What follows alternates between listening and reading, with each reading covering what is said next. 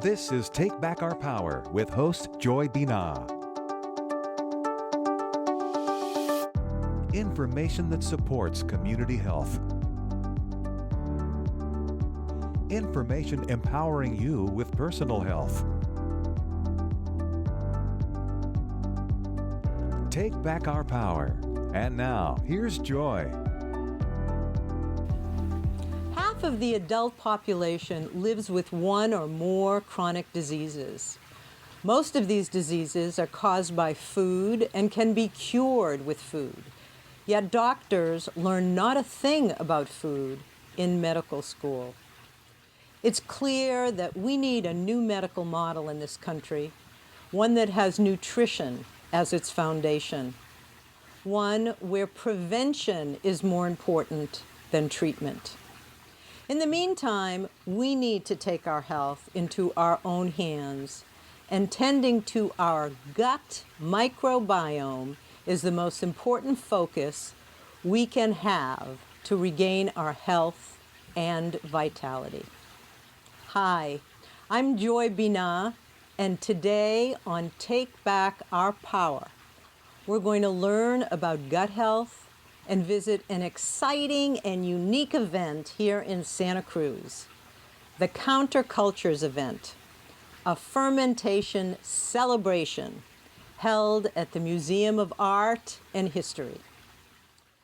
Before we head there, I'd like to give you a little background on why the body requires cultured and fermented foods to maintain vital health. And we're going to begin by talking about microbes. Microbial cells have been found to make up 90% of our bodies, which means we are only 10% human. The microbiome, which is the entire collective of human microbes in circulation, is currently being charted in much the same way the scientists mapped the human genome. The Human Microbiome Project was launched in October of 2008 with the goal to catalog all the bacterial inhabitants in the human body. Researchers have identified most of the microbes in the human gut, but they still don't know much about the actions each individual microbe or how they work together. The future of medicine will likely be that rather than receiving an antibiotic, which really literally means against life, we will be receiving a vial of microorganisms. Microbes multiply and change based primarily on what we eat and by what we think, believe, and experience. The amazing twist is that these experiences, beliefs, and thoughts are being processed not just through the brain, but primarily through the billions of microbes living in our gut. There are actually 100 million neurons embedded in the gut wall, which is why we call our gut the second brain. 95% of the serotonin, a major neurotransmitter associated with feelings of happiness and well-being, is manufactured in the gut.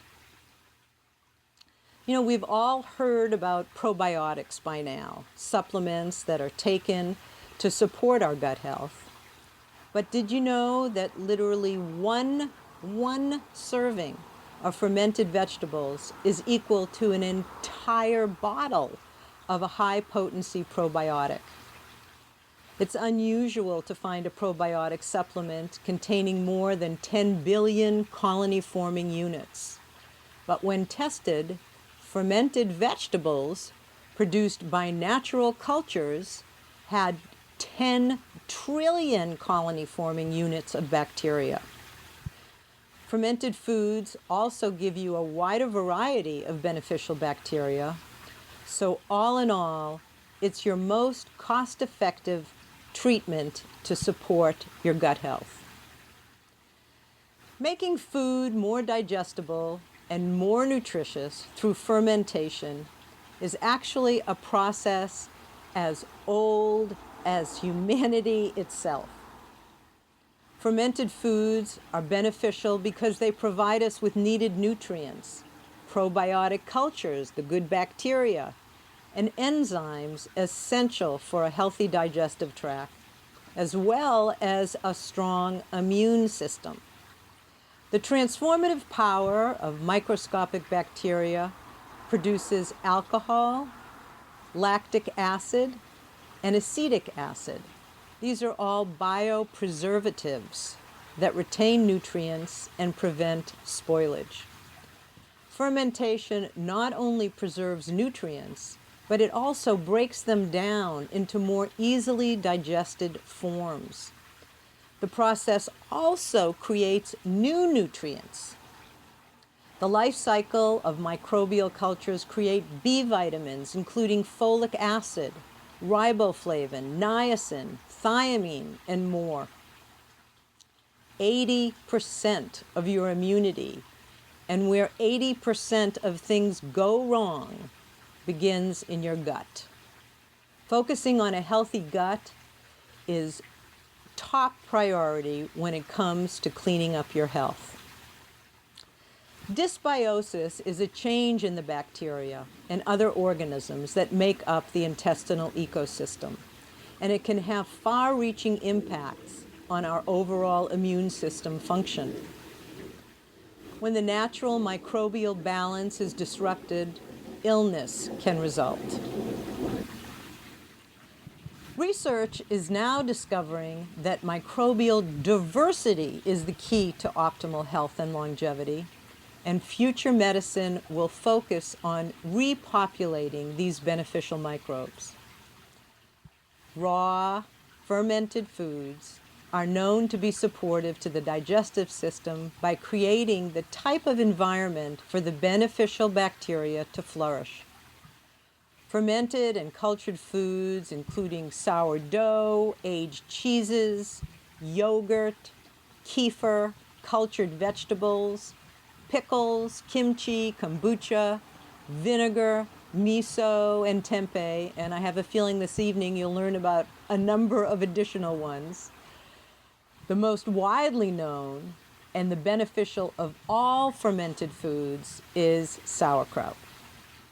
Containing phytochemicals created during the fermentation process, sauerkraut is a powerful immune booster and has been used as such for many, many centuries. Sauerkraut is essentially fermented cabbage that contains a vast array of nutrients and a hearty strain of probiotics. It does an exceptional job of cleaning and furnishing your gut with beneficial bacteria so that it can heal and work efficiently again. Don't be fooled by most of the sauerkraut sold in grocery stores, because this sauerkraut is pasteurized, heated to temperatures that destroy these beneficial bacteria. It's so simple and so easy to make your own sauerkraut, and it's one of the recipes I've included in my book, How to Make the 10 Most Nutritious Recipes on the Planet. So now that you have some background on why we need to include these foods in our diet to maintain radiant health, let's go get inspired to make a wide variety of cultured and fermented foods. Let's head to downtown Santa Cruz and the Countercultures Festival, a fermentation celebration. I'll be interviewing Steve Schnarr, the founder and director of the Santa Cruz Fruit Tree Project, and the main organizer of the Countercultures event. He's been a lifelong organic gardener and makes all kinds of cultured and fermented foods. Let's go down and check it out. So here we are at the Countercultures event, a fermentation extravaganza, and I'm with Steve Schnarr. And Steve, I want you to explain how it is you have conceived of such a creative and fabulous event. Well, it started, I organized a program called the Santa Cruz Fruit Tree Project, which is based on finding people who have more fruit than they can handle, which is an awful lot of people with trees in their yards, and we pick the fruit they aren't using. We do processing workshops. For example, we'll press cider with the cider press that's hand and pedal powered. We do curing olives, making jam. We've had workshops of making fruit wine. So we've also planted orchards in public spaces. So this is the program, and as a funding to do in the winter months, and it turned into an idea of like a fundraiser, big event. We did one called DI Wine, a celebration of home brewing. And so we had people who do home brewing of all kinds, mostly alcoholic, some of them soft drinks, but beers, wines, meads, fruit wines. There's even somebody brought absinthe. There was all kinds of stuff. So that event was really successful, and some people, while even before it happened the first time, we've done that 3 times annually, but even before the first one, some people were like, well, what about sauerkraut? What about this? What about that? And I was like, well, that would be a cool event, but that's a different event. But because DI1 was so successful, then we decided to try it, and this countercultures is what we came up with, and here we are doing it the 3rd year. So, yeah, there you go. This is supporting the Santa Cruz Fruit Tree project. So can you tell us a little bit about what that is and how people are involved in it? Yeah, well, again, ordinarily, the majority of our events, we're going to pick fruit that's already there. People can't use it all. In city, in neighborhoods and urban areas, we'll walk around as a group. People get to know each other. We pick the fruit. People who participate can take home what they want. When there's good-looking fruit that's extra, we give it away to food distributions. If it's overripe or not so great looking, we might give it to a restaurant. Of course, some of it gets turned into applesauce or dried fruits or ciders and things like that. So, in addition, when within our limited capacity that we're able to do, we go back and tend to the trees sometimes that we pick from and prune them. And then again, this last winter, we broke ground on our first community orchard, which is in collaboration with the City of Santa Cruz Parks and Rec Department. So all the proceeds of this event support our meager budget. It's not much money involved, but a lot of what we do get comes from this and the other big event that I described a moment ago, DI Wine. Of course, we have people that donate to as members.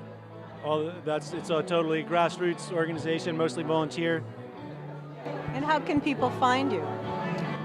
Yeah, well, we have a website, Fruit Cruise, FRUITCRUZ.org. This year, there's not a whole lot happening between a drought and a very warm winter last winter. So most of the trees we pick are deciduous fruit trees. They like to have a clear, cold wind, very cold in the wintertime, and then when the spring comes, they all come out of dormancy at the same time, and that didn't really happen that well this year, and plus the extended drought. My little baby nephew is coming up to say hi. And there just hasn't been that much stone fruits or apples, so if someone gets on our list right now, there might not be a whole lot of events, but probably persimmons. We might have a lot of persimmons to pick. They seem to be tolerating the drought. And then hopefully this winter we'll be doubling the size of our orchard, and there might be some work to do with that. And hopefully also there might be more rain. There's some predictions for a rainy winter, and then next year we'll get back into the swing of things with having people with such abundance that there's people are happy to share. So tell us about what is so unique about what's going on around us. What are some of the booths that people have and some of the products that they've brought to share with us? Well, so this event we have a combination of things. A lot of it is made at home, and then some of it's made by local business, both of which I think is great. That there are local business like Farmhouse Culture that's very successful making raw sauerkrauts and creative cultures, and let me just say, Farmhouse Cultures is such a wonderful business. They contribute a great deal every week to Food Not Bombs. Yeah, so I don't want to sound like an advertisement and list every single one of our business sponsors right now, but I do actually appreciate that there's enough interest in these things that not everybody makes everything for themselves, so there is some avenue to buy it. But the majority of different items are made at home, and like our DI wine, which was 100% made by people at home, or some people say DIT, do it together, because people actually tend to do it with other people and not totally by themselves. But in any case, yeah, so there's a whole range of stuff. A lot of it is the classic things that you know and about yogurt, sourdough bread, but there's some pretty amazing sourdough breads over there. One of them was my neighbor. I'm really inspired to try again. I've made bread many times, but it's never as good as his. So, and that's why we have some workshops tonight, and there's this table for people to exchange starters. But there's tempeh. There's a man named Manfred who always has a huge array of different things, and he's brought all kinds of amazing creations in past years. Nopales, cactus, sauerkraut, very unique things, but also tempeh and miso and things, classic fermentations. But this year, I haven't tried them yet, but he was bringing some South Indian sourdoughs, things, dosas and idlis, which are made with batter of different types of lentils and rice that are fermented. So, and meads, beers, wines. There's all kinds of stuff. So, I think it's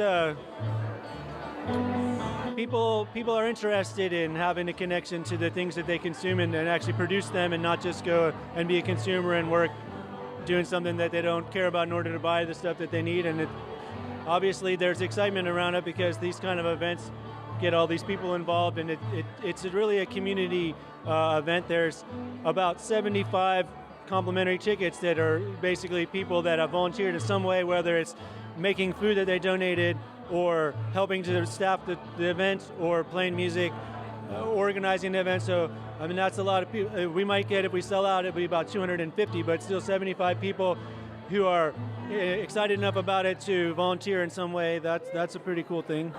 And there are classes this evening. There's education offered tonight as well.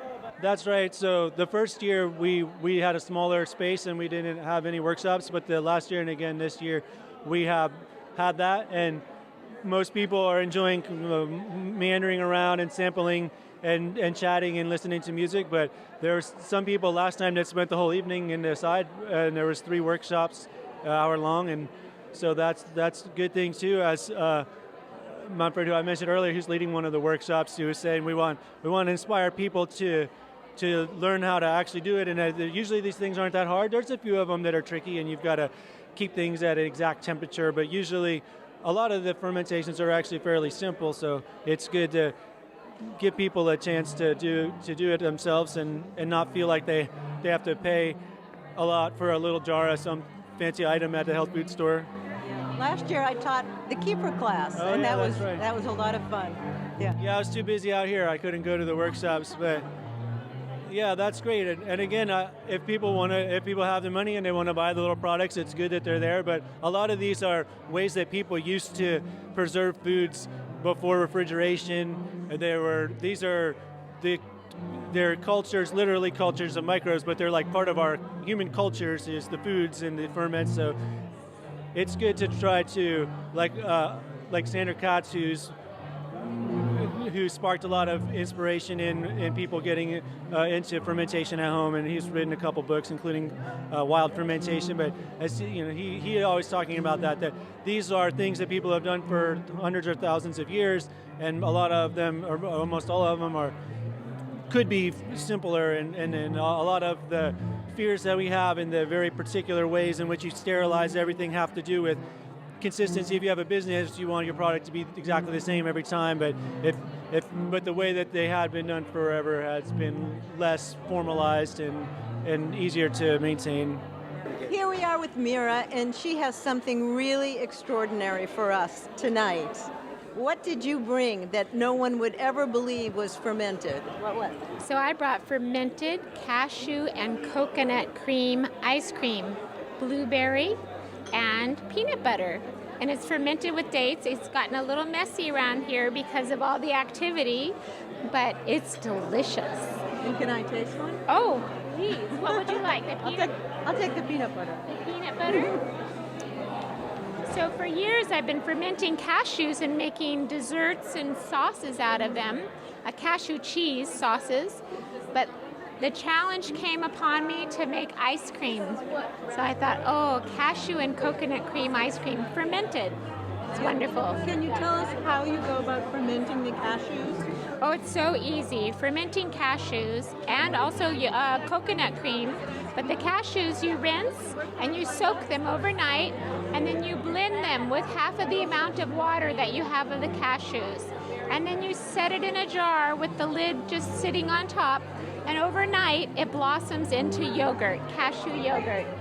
And you could make cream cheese pies out of it and beautiful sauces for salad dressings and lasagnas. A wonderful vegan alternative. Wonderful vegan. And this is date sweetened, so it has no sugar. Yeah. It's good stuff. Totally guilt-free, nutritious, full of enzymes and all kinds of good stuff.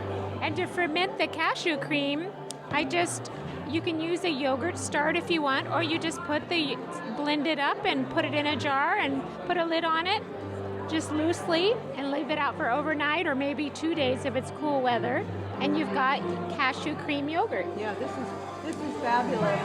And the peanut butter. There's a wonderful organic peanut butter powder. You can get it at Costco. It's delicious, and that has a little coconut sugar in it, but I just added that to the fermented cultured coconut cream and cashew cream, and it tastes great. Is that seconds or third? It is second. Yummy. Thank you. We're counting. So next is Teresa Berube, and what incredible special fermented delicacy did you make for us this evening, Teresa? Okay, well, today we have organic, fermented, raw, paleo chocolate chip cookies. Woohoo! Sweetened with dates. And we have the batter here for this is like Bisquick. It's a generic batter that could be turned into anything. It could be pizza. There's some photographs here you might want to look at. Pizza, biscuits, brownies, cupcakes. May I? Tortillas, just anything that you might want to turn the batter into. And what I really am impressed with fermented batter, it could be fermented quinoa, it could be fermented beans or seeds. When it's fermented, it keeps in the refrigerator for several months, like maybe as long as 4 months, and then it's ready to turn into anything. So if I'm in a hurry and I want to make a pizza, I've got the dough ready to go. If I want to bake some cornbread, it's ready to go. So it's sort of generic, basic batter. And tell us how you fermented that batter. Okay, the fermentation process is pretty quick. I take if it's quinoa or a bean, it's the same process. So I soak it overnight, and then the next day I rinse the grain or the bean or the quinoa and put it in the blender with an inoculant and some salt. Now the inoculant can be whey if you like dairy, or it can be Rejuvilac or yogurt would be a wonderful Sauerkraut juice, if you have. There you go. If you're making a savory dish, sauerkraut juice would be really wonderful. Like for a pizza crust, that'd be awesome. And then keep it in a warm place. I put mine in an oven because that's the only warm place I have. But whatever is warm enough to allow bubbles to come up. And the fermentation time can be anywhere from, say, 4 hours to 24 hours. And Your oven isn't turned on, though. No, I just warm everything up because I have an electric oven. If I had it on warm, it would be too hot and it would probably kill the inoculant because these are live microorganisms. And what I love about this is it's pre-digested. So this is a pre-digested food that is ready to turn into anything that you might want to. So in the summer, it would do well, especially this past week or two when it's been so hot, just on your kitchen counter. To ferment. Yes.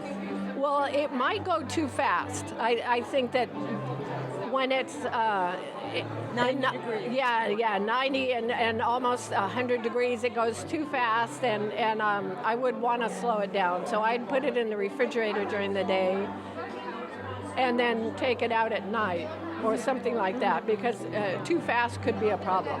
And in the wintertime, what I do is I take the shelves out of my dehydrator and I put it on the lowest temperature and I just put it in the dehydrator. That's a great idea.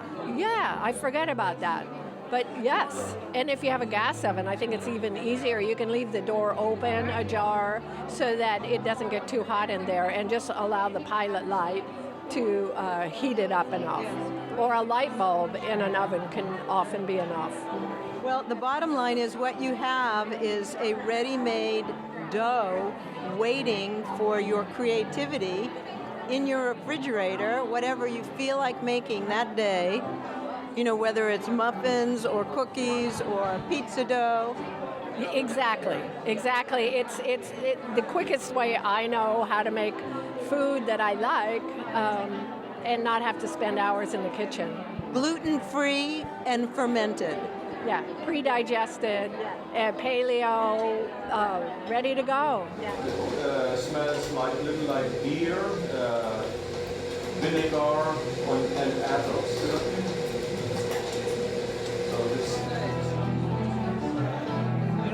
One of the secrets to Randy, tell us about the variety of fermented beverages you have here to share with us.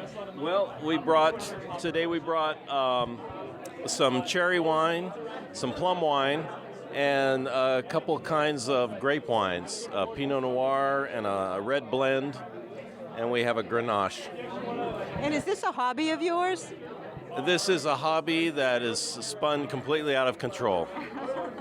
How long have you been doing this? I've been making wine for about 10 years, and seriously for about 5 years. So I've made wine in conjunction with the Fruit Tree Project from plums, lullaberries, strawberry, just about every kind of fruit you can imagine. So. And do you have a favorite fruit for the wine that you're making? No, I like all fruit. Well, we snuck in here to the Fermented Food Festival. The jams themselves, they're not actually fermented, but they do complement the fermented foods quite well. We got apple, apricot, kiwi jam, orange marmalade, pear, plum jam, strawberry jam. So we got a lot of great selection of jam tonight. A lot of the inspiration for starting the business came from the Santa Cruz Fruit Tree Project. So we've run out of time in this first episode of the Counterculture event here in Santa Cruz at the Museum of Art and History. It's such an exciting and creative event, and we've just scratched the surface. So please join us next time on Take Back Our Power, and we'll be showing you more of this creative and fabulous event. Thanks for coming.